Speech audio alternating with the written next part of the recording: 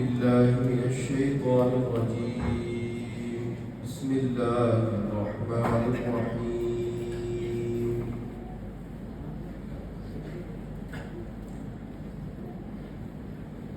ألف لام را تلك آيات الكتاب المبين إنا أنزلناه قرآنا عربيا لعلكم تعقلون. نحن نقص عليك أحسن القصص بما أوحينا إليك هذا القرآن وإن كنت من قبله لمن الغافلين. شروع کرتا ہوں میں اللہ کے نام سے جو بڑا مہربان نہایت رحم کرنے والا ہے. یہ کھلی ہوئی کتاب کی آیتیں ہیں. بے شک ہم نے اس قرآن کو عربی بنا کر اتارا ہے تاکہ تم اس کو سمجھ سکو. ہم آپ کے سامنے بہترین قصہ بیان کرتے ہیں. اس قرآن میں اس کو وحی بنا کر، اور آپ اس سے پہلے ناواقف لوگوں میں سے تھے.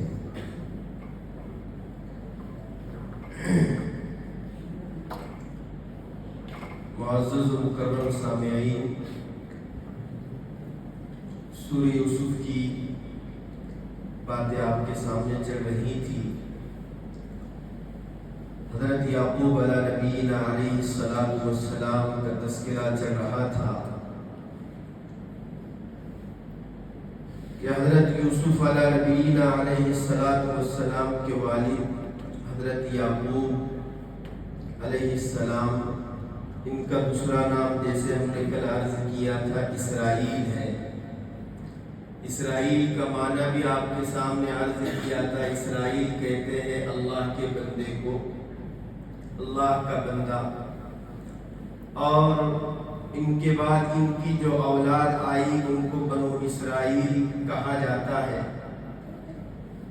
اور یہ جو بنو اسرائیل فیملی اور خاندان ہے، یہ بڑی عجیب و غریب قوم تھی. اللہ نے ان کے اوپر بڑی نعمتیں برسائی، عجیب عجیب قسم کی نعمتیں ان کو عطا فرمائی. آپ دیکھ لیجئے یہ بنو اسرائیل کی جو قوم ہے، ان کے نام سے اللہ نے قرآن مجید میں ایک سورت اتاری ہے جس کا نام ہے سورہ بنی اسرائیل. 15ویں پارے میں سورہ بنی اسرائیل ہے. اسی قوم کے نام سے اللہ نے قرآن مجید میں ایک سورت اتاری ہے. اب کتنی بڑی قوم تھی. اور علماء اعظام فرماتے ہیں کہ یہ قوم کے لیے اللہ نے لائٹ کا انتظام قدرتی طور پر ایسا کیا تھا کہ زمین سے فوکس نکلتا تھا اور پوری قوم اس سے روشناس ہو جایا کرتی تھی. ان کو الگ سے کسی قسم کی لائٹ لگانے کا نصب کرنا نہیں پڑتا تھا. اللہ نے قدرتی لائٹ کا ان کے لیے انتظام فرمایا تھا. اب یہ کتنی بڑی فضیلت کی بات ہے. اس کے علاوہ لائٹ بھی اللہ کی طرف سے، کھانا بھی جنت سے من و سلوہ. اور تیسرے نمبر پر فضیلت اتنی کہ 4,500 انبیاء ان کی فیملی میں اللہ نے پیدا فرمائے. 4,500 انبیاء ان کے فیملی میں اللہ نے پیدا فرمائے. تو ان کا دماغ تھوڑا سا اوپر چلا گیا، گھمنڈ میں آئے اور خاندان کا غرور، تکبر اور انا اور ایگو ان کی زندگی میں آیا. اور یہ کہنے لگے، جب اللہ کے رسول جناب محمد رسول اللہ صلی اللہ علیہ وآلہ وسلم کی بعثت ہوئی تو یہ بات کہی کہ 4,500 انبیاء ہمارے خاندان میں آئے، یہ آخری نبی ہمارے خاندان میں آنا چاہیے تھا، تو یہ ہمارے چچیرے دادا اسماعیل علیہ السلام کے خاندان سے کیوں آئے؟ اس لیے ہم ان کو نہیں مانیں گے. کیا بات کہی؟ دیکھو، خاندان کا غرور، خاندان کا تکبر اور خاندان کا ایگو انسان کو کہاں لے جاتا ہے. کیا بات کہہ رہے ہیں؟ کہ ہم اللہ کے رسول کی نبوت کو اور رسالت کو اس لیے نہیں مانیں گے کہ وہ ہمارے خاندان میں سے نہیں آئے. ہمارا خاندان تو یعقوب علیہ السلام سے چلتا ہے، اور یعقوب علیہ السلام کے ابا اسحاق اور ان کے جو بھائی کے چچیرے وہ اسماعیل علیہ السلام. ہمارے چچیرے دادا کے خاندان سے اللہ کے رسول صلی اللہ علیہ وسلم کی بعثت ہوئی، ہمارے خاندان سے کیوں نہیں ہوئی؟ اس لیے ہم نہیں مانیں گے. یہ تکبر، یہ گھمنڈ اللہ معاف فرمائے. خاندان کا غرور اور تکبر اور گھمنڈ انسان کو لے ڈوبتا ہے. یہاں پر علماء نے اتنا کھولا ہے تکبر کو، غرور کو اور گھمنڈ کو. میں اگر اس کی تفصیل میں چلا جاؤں تو کوئی گھنٹے نکل جائے. اور فرمایا اس دھرتی پر سب سے پہلے اگر کسی نے گھمنڈ کیا ہے تو وہ شیطان نے کیا ہے اللہ کے سامنے. جب اللہ نے یہ بات کہی کہ سب لوگوں کو جمع کر کے کہ تم آدم کو سجدہ کرو، اس وقت آدم کو سجدہ کرنے سے انکار کرنے والا اگر کوئی تھا تو ابلیس اور شیطان تھا. اس نے کیا کہا؟ تکبر کیا اور کیا گھمنڈ کیا؟ خلقتنی من نار وخلقتہ من طین. اے اللہ تو نے تو اس کو مٹی سے پیدا کیا ہے اور مجھے آگ سے پیدا کیا ہے. مٹی کو پیر میں روندا جاتا ہے اور آگ اوپر کو چلتی ہے. آگ بڑی ہے، گویا میں بڑا ہوں، آدم چھوٹے ہیں. آپ کیسا کہہ رہے ہیں کہ میں آدم کو سجدہ کروں؟ بات یہ تھی کہ آپ کو یہ کہنا چاہیے تھا کہ آدم مجھے سجدہ کرے. خلقتنی من نار، تکبر کیا، گھمنڈ کیا. تو انجام کیا ہوا؟ اللہ نے فوراً یہ کہا فَخْرُجْ مِنْهَا فَإِنَّكَ رَجِيمٌ وَإِنَّ عَلَيْكَ اللَّعْنَةَ إِلَى يَوْمِ الدِّينِ. نکل یہاں سے. فَخْرُجْ مِنْهَا، نکل یہاں سے. اللہ نے نکال دیا اپنے دربار سے، راندہ درگاہ کر دیا اور کہا فَإِنَّكَ رَجِيمٌ، تم مردود ہے. وَإِنَّ عَلَيْكَ اللَّعْنَةَ إِلَى يَوْمِ الدِّينِ، اور کہا قیامت کی صبح تک تجھ پر تیرے گھمنڈ کی بنیاد پر لعنت برستی ہے. یہ تکبر کی بنیاد ہے. آج میرا تکبر، میرا غرور، میں بڑا، میں چھوٹا، میں بڑا، وہ بڑا، اس کا بنگلہ، اس کا. اللہ معاف فرمائے. یہی غرور فرعون کے اندر تھا. پارہ نمبر 20 کے اندر ہے. میں ایک قرآن کی ایک آیت دوسری آیت کی تفسیر کرتی ہے، میں آپ کو بتاتا چلوں. قرآن میں اللہ کہتا ہے ان فرعون علا فی الارض. اب فرعون نے تو ڈائریکٹ اللہ سے ٹکر لی، اللہ سے مقابلہ کیا اور کہا میں سب سے بڑا ہوں. تکبر ڈائریکٹ اللہ سے کیا. اس کا انجام کیا ہوا؟ آپ سب کو معلوم ہے. اللہ تعالیٰ نے اس کو کہاں ڈبویا؟ پانی کے اندر ڈبویا. خطرناک قسم کا عذاب اس کے اوپر آیا. پھر کیا کہنے لگا؟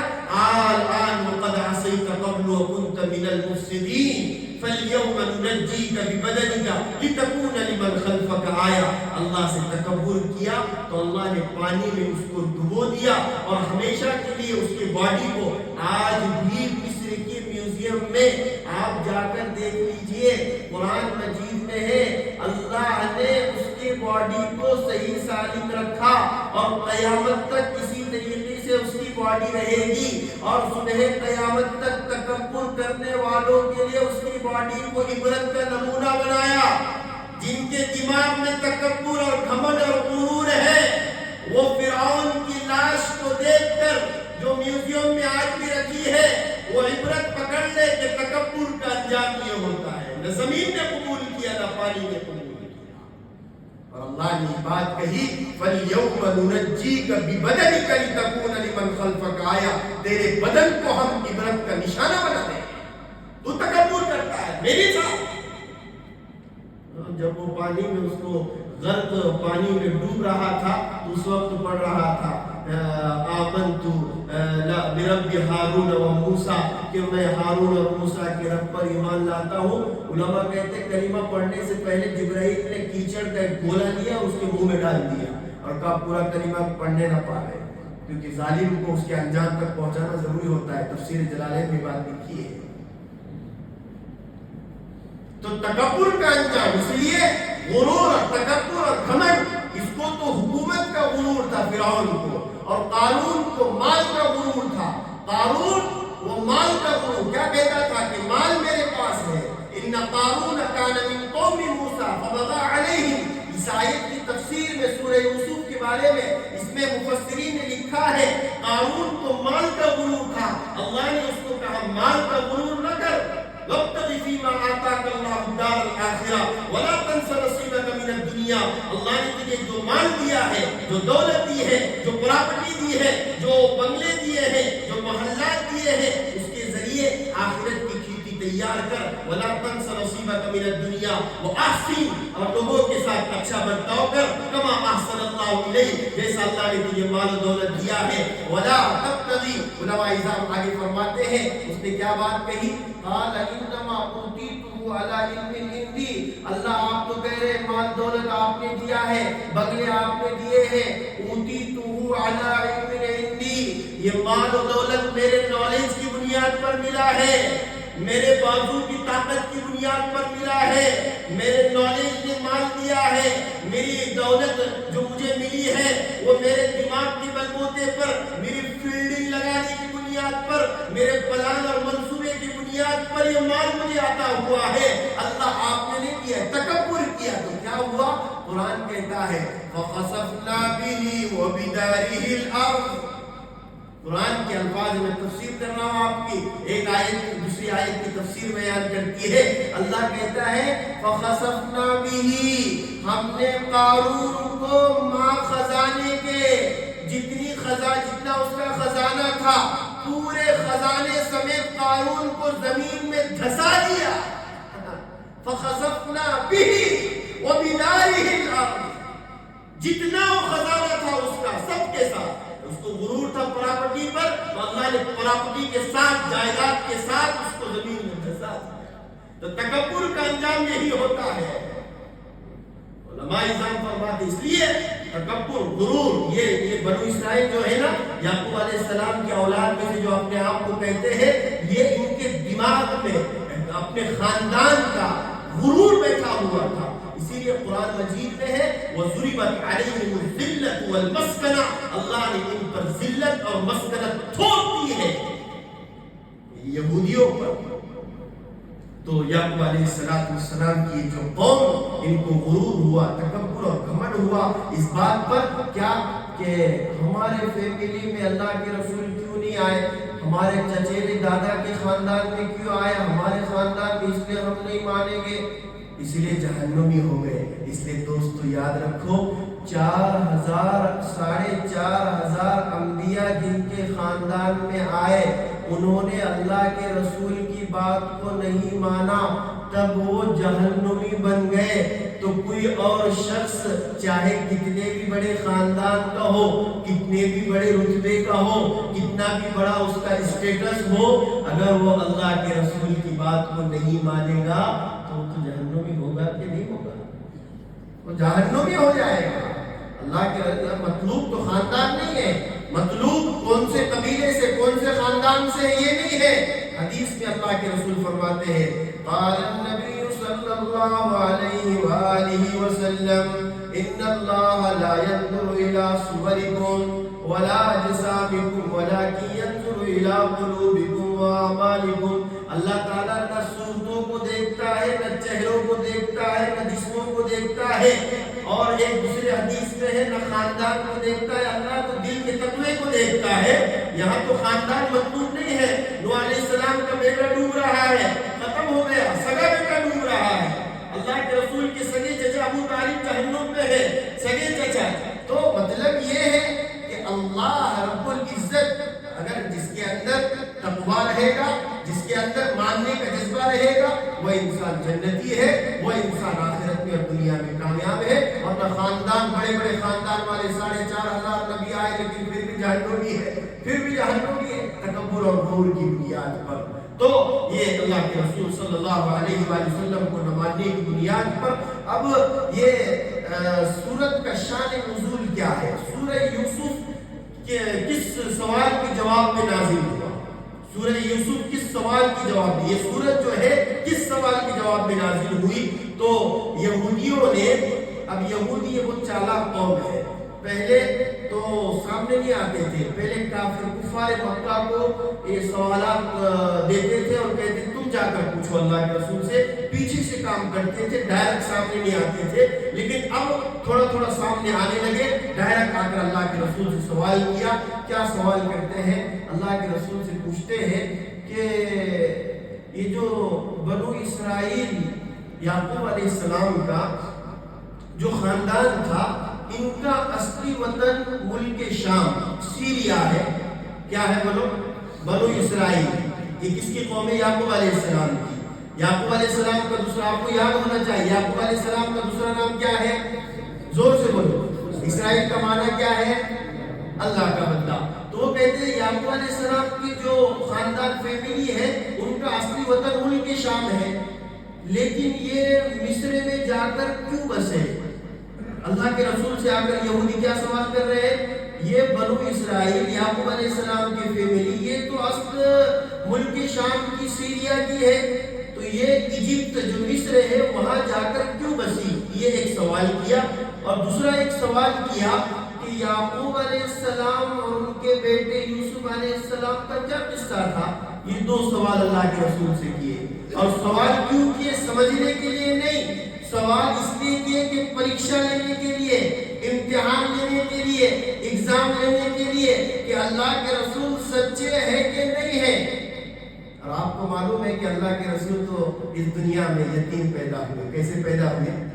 यतीम पैदा हुए। अल्लाह के रसूल यतीम पैदा हुए। अल्लाहु अकबर। और अल्लाह के रसूल ने दुनिया में किसी से दीन की तालीम हासिल नहीं की, किसी से नहीं। अल्लाह के रसूल तो कुरान में 25 पारे में है, मा कुंत तदरी मल किताब वलल ईमान वलाकिन जअलनाहु नूरन नहदी बिही मन नशा, कि मेरे रसूल को न लिखना आता है न पढ़ना आता है, लेकिन वलाकिन जअलनाहु नूरन नहदी, हमने हमारे नबी के दिल को ऐसा मुनव्वर किया है और उनके दिल के अंदर ऐसा नूर भर दिया है जिसकी रोशनी से पूरी दुनिया मुनव्वर है और क़यामत तक मुनव्वर रहेगी इंशाअल्लाह। अल्लाह के रसूल सल्लल्लाहु अलैहि वसल्लम के दिल में वो नूर अल्लाह ने अता फरमाया है।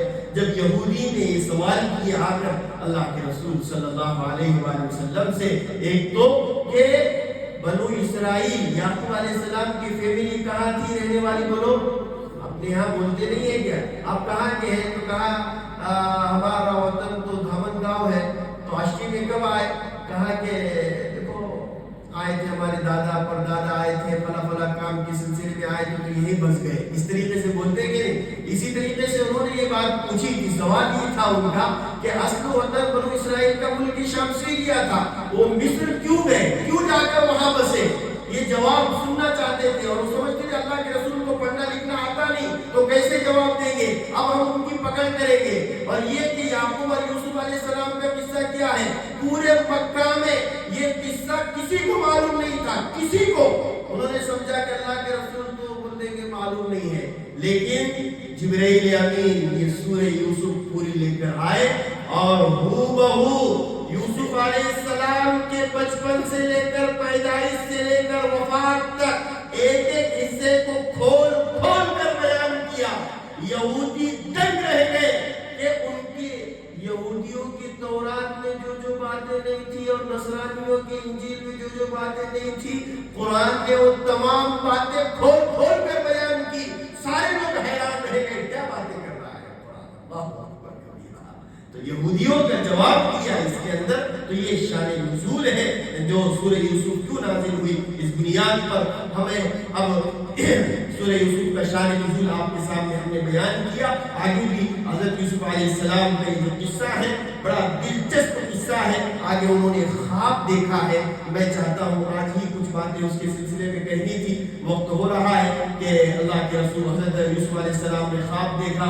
क्या ख्वाब देखा, ख्वाब की क्या हकीकत होती है? अब बहुत सारे लोग ख्वाब देखते हैं। अब ख्वाब देखने के बाद किसी को बोलना चाहिए कि नहीं बोलना चाहिए, और बुरा ख्वाब देखे तो क्या पढ़ना चाहिए, अच्छा ख्वाब देखे तो कब तक उसको याद रखना चाहिए, वो सारे उसके अहकाम इंशाअल्लाह आइंदा कल बयान कर दिए जाएंगे। और हमारी गुजारिश है कि और दावत चलाए, खुसूसन हमारे नौजवान हजरात यहाँ पर जितने लोग बैठे हैं और लोगों को दावत चलाए ताकि दीन की बात दूसरों तक पहुंचे। हमारे ख्याल ये नहीं है कि हमारा स्टेटस बुलंद हो, हमारा ख्याल ये कि रमजान के मुबारक महीने में ये कुरान की तालीम हर एक के कान में चली जाए। अल्लाह हिदायत की हवा चला देते तो अमल की तौफीक भी मिल जाती है। इसलिए एक एक आदमी तहैया करें इंशाअल्लाह। हम आइंदा कल एक आदमी को या 10 आदमी को बिठाने की कोशिश करेंगे इंशाअल्लाह। करते हैं कोशिश, अल्लाह में तौफीक फरमाए। सुभान अल्लाह।